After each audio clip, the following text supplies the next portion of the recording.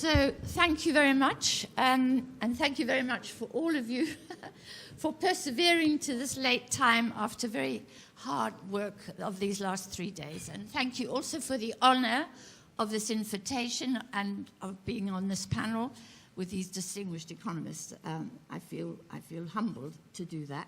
I am, as you probably all know, not an academic economist. I came to the whole question of macroeconomics from my experience of working on the international debts of sovereign countries and resolving those debts in some way in 2000 with the cancellation of about $100 billion of debt owed by 30 or so of the poorest countries. And I had to spend time after that to understand why these countries had got so indebted after the 1970s, when before the 1970s they'd had no foreign debt at all. And I'm the author of this modest little book, The Case for the Green New Deal. There's not a single stock flow consistent macroeconomic model in it, I'm afraid, but it attempts to explain to the wider public the way in which the international financial and economic system works and what is needed if we are to bring about the transformation that is essential to maintain the life support systems that are absolutely essential to our civilization. Those life support systems are currently under deep threat, according to scientists, and we have to act with urgency very quickly to do that. And I hope I don't have to explain to this audience the scale of the threat that we face with climate breakdown and extinctions and so on. As I speak, California has closed down its entire power grid, and it causes me to chuckle a little. I'm wondering how Silicon Valley is getting on this weekend with not being able to access the internet. Maybe they've got, like the Nigerian elites, they have their own private generators, but it's an indication of the scale of the crisis that they have to close down the power grid because of the threat it poses to creating wildfires, which have already taken off in this month, which is beyond the season for wildfires in California. So I want to say the reason I'm a Keynesian, and I'm Keynesian for one reason only, which is that at the end of the campaign to cancel the debts of the poorest countries, I wanted to understand how and why that had happened. And Keynes was the only economist who explained to me that all domestic economies, the United States, China, Zambia, Honduras, Vietnam, are all internationalized. All domestic economies are effectively internationalized.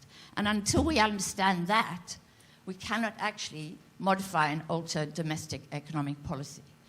And so for me, the really crucial thing in mobilizing the finance that we need for the Green New Deal and the finance that we need to transform our economy away from its dependence on fossil fuel is immense. And the financing and the investment can only be undertaken by the state. I'm very clear I'm not in favor of carbon taxes. I'm very clear that what needs to happen is that governments have to invest in alternative systems, alternative energy, transport, and land use systems to enable us to make that transformation. And that is the kind of investment that the private sector is either unwilling or unable to undertake. It can only be undertaken by the public sector, but the private sector, of course, will benefit immensely from such investment. And I say this because we need to understand that if we want citizens to change their behavior, if we want communities to change their behaviors, then we have to provide them with alternative systems. If we leave the French yellow jackets without an alternative transport system, but instead we punish them with a carbon tax, then we will have uprisings, and they will be legitimate uprisings. I take as my model the experience of the Mayor of London, who on the day that he introduced a congestion charge to London, put 300 new buses on the streets of London. So immediately people had an alternative to get out of their cars and onto a bus, to hop onto a bus and to get to work quickly, right? So that is what is going to have to happen, and that can only be undertaken by the state. Now, I have a story to tell you today, and I fear that it's going to take too long, but let's try. which is that money is the oxygen on which the fire of global warming burns. I want to start with the story. And this is taken from the work undertaken by the Rainforest Action on the role of banking in climate breakdown. JP Morgan Chase has, since the Paris Club Agreement, reportedly lent $196 billion to the fossil fuel sector, to oil, gas, and coal companies. Compare that to Exxon, which in the 3 years after the Paris Club Agreement invested just $3 billion each year after the Paris Club Agreement. In other words, the fueling of this global warming is undertaken primarily and in the first instance by the private banking system.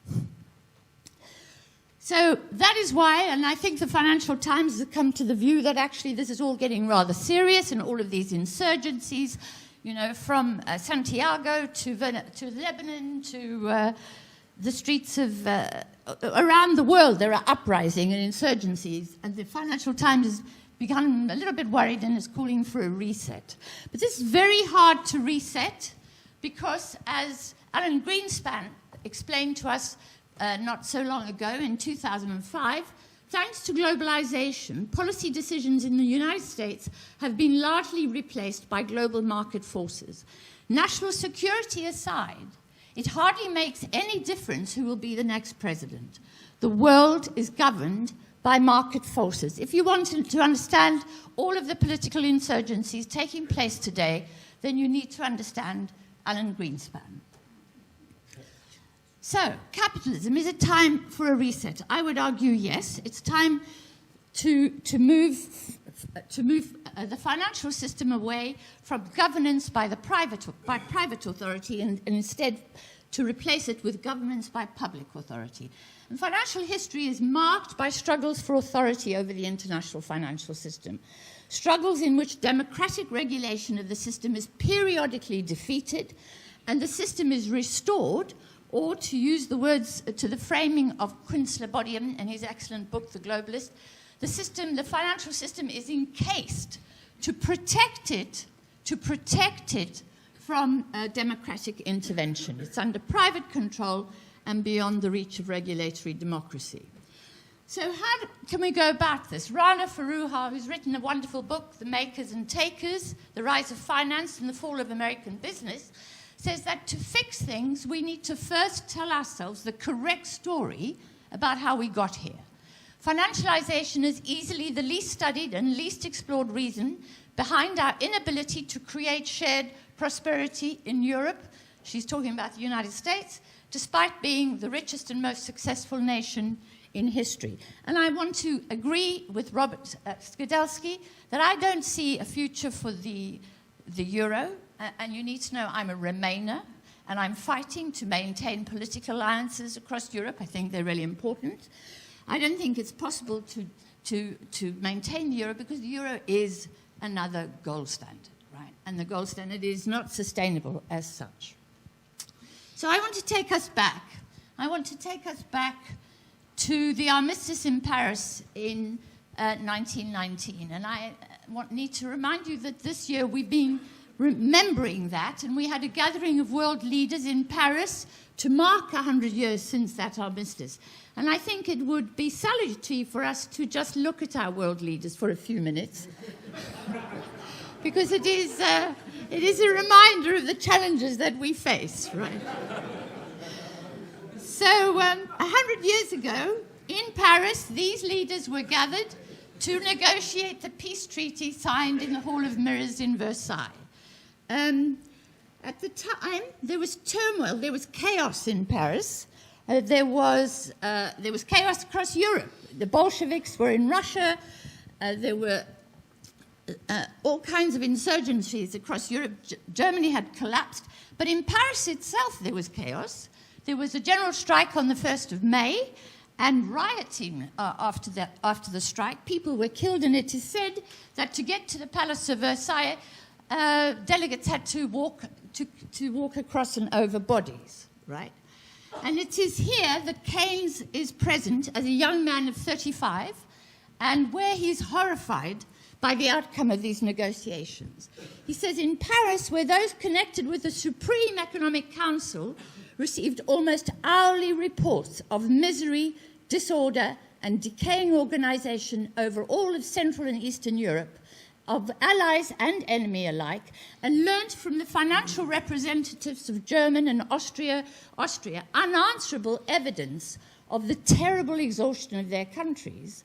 And then an occasional visit to the hot, dry room in the president's house where the four leaders fulfilled their destinies in empty and arid intrigue only added for him to the sense of nightmare.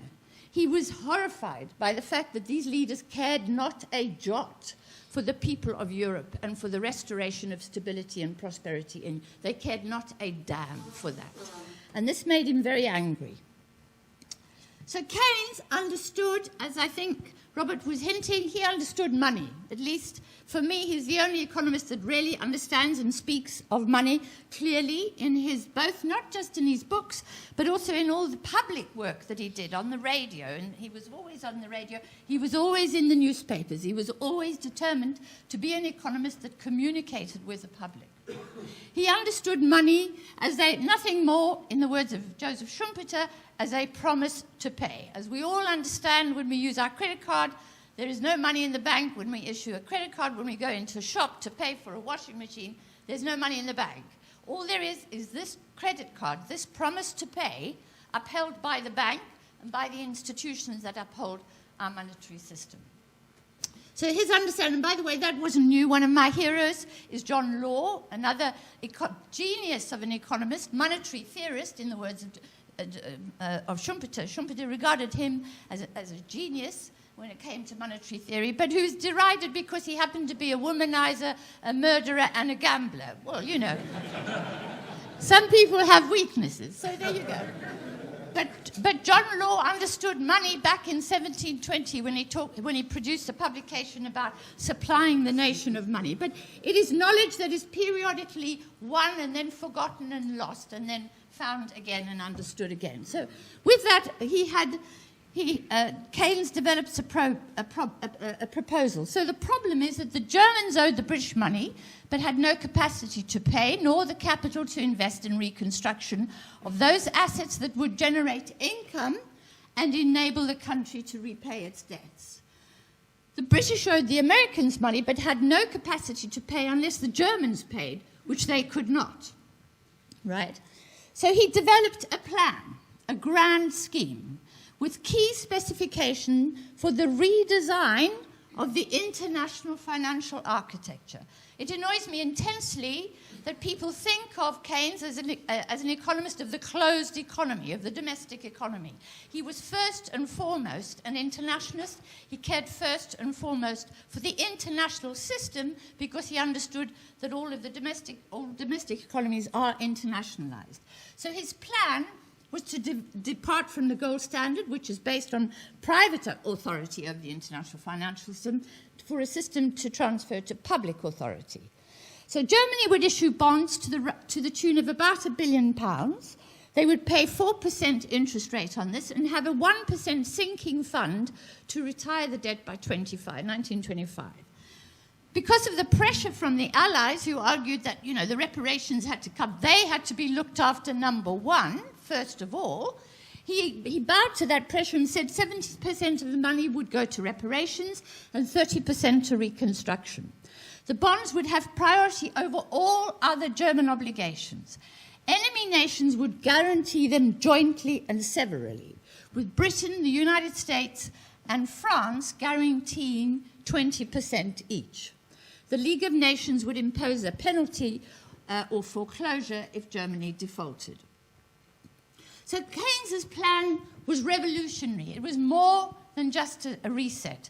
It was for the dismantling of the globalized international financialized system that was known as the gold standard at that time and the restoration of public authority over it. So the bonds would be acceptable as payment, but he would go further. He would begin to think, even in 1919, about an international financial system in which the bonds would be acceptable as payment between allied governments and as first-class collateral at central banks. So the French could use the bonds to pay debts to the British, and the British could use them to pay debts to the Americans. His plans included provisions for the other central powers and new nations to issue similar bonds. This is the beginning of his plan for a clearing union, an independent clearing union of an independent central bank, independent of any imperial power, right? So he has this plan, and he takes it, first of all, to Lloyd George and to the British Treasury, and to his surprise, it's enthusiastically endorsed. He takes it to the French and to Clemenceau. They're a little lukewarm about it, but they agree. And then he takes it to President Wilson, right? And President Wilson, of course, is using the opportunity of the post-war chaos to reassert American power and to expand American power. And to help him with that, he has at his hand a man called Thomas Lamont, who is chief executive of, wait for it, J.P. Morgan, right? And J.P. Morgan writes the letters for Woodrow Wilson. He writes the letter back to Keynes the day after. It takes him 24 hours to say, no, we're not going to have this plan. We don't like this plan. And instead, he suggests that actually Germany would do better if its recovery was financed through the usual private channels, i.e. by Wall Street. And in doing so, as Roche, this brilliant historian, Eric Roche, that has written this, the Moneymakers in 2015, in doing so, it was the voice of the usual private channels saying that the usual private channels should be used for financing recovery across Europe. And so Keynes is defeated. The outcome was the restoration of the privately governed gold standard, a fantastic machinery of global self-regulation by international bankers and financiers. And as the St. Louis Fed explained way back at the time of the 75th anniversary of the Fed, that the restoration of the gold standard, which they write must be judged a failure, compelled the Federal Reserve to make choices between its international and its domestic objectives, between its prioritization of international creditors over the interests of the American people, over the interests of the domestic economy. That is what the gold standard was supposed to do, and that, I'm afraid, is what the euro is intended to do.